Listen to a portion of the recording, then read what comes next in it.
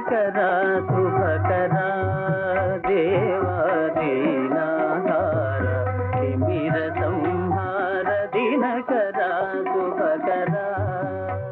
ఆమె ఆ సంజ్ఞాదేవి తన ఛాయని చూసింది ఒకసారి, తన నీడనే చూసి ఛాయాదేవిని తన స్థానంలో ఉంచి ఆమె బడబా రూపం, ఆమె ఒక హయ రూపాన్ని పొంది ఉత్తర కురు దేశముల యందు తిరుగుతూ తపస్సు చేస్తోంది. ఈ ఛాయాదేవి సూర్యనారాయణమూర్తితో ఉన్న కారణం చేత ఆమెకి కుమారుడు కలిగారు.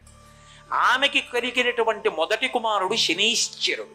శనీశ్వరుడు అనకూడదు, గ్రహములకు ఈశ్వరత్వం లేదు. గ్రహనాయకుడైన సూర్యుడు పరబ్రహ్మ, గ్రహములకు ఈశ్వరత్వం ఉండదు. గ్రహములు ఈశ్వరుడి చేత ఆదేశింపబడతాయి.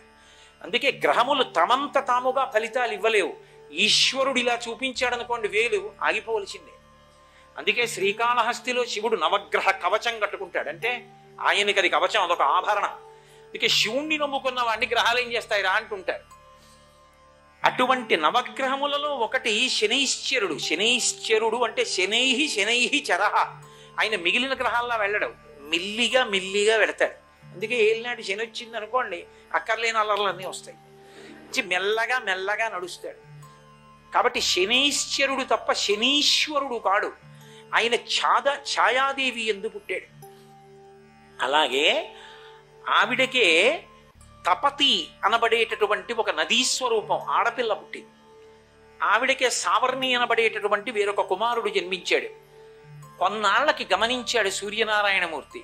అది కూడా ఎందుకు గమనించాడు అంటే యమధర్మరాజు వెళ్ళి చెప్పాడు, అమ్మ మమ్మల్ని ఎందుకో తేడాగా చూస్తోంది, ఆ పిల్లల్ని చూసినట్టు మమ్మల్ని చూడటం లేదన్నాడు. అనుమానం వచ్చింది సూర్యుడికి. అనుమానం వచ్చి ఛాయాదేవిని అడిగాడు. అప్పుడు ఆవిడ చెప్పింది సంజ్ఞాదేవి హయరూపంలో వెళ్ళిపోయింది. భార్య ఎందు ప్రేమతో తాను కూడా హయరూపం ఎత్తి వెళ్ళాడు. అశ్వనీ దేవతలు పుట్టారు.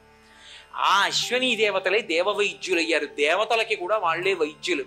ఒకప్పుడు శంకర భగవత్పాదులకి భంగధర వ్యాధి వస్తే అశ్వనీ దేవతలు వచ్చి వైద్యం చేయబోయారు.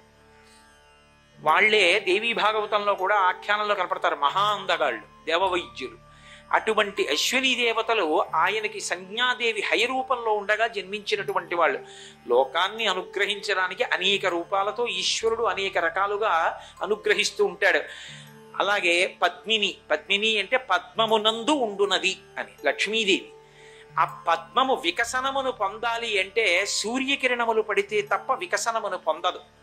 అసలు పద్మిని ఆయన భార్య అన్నప్పుడు రెండు విషయాలు తెలుసుకో అని గుర్తు.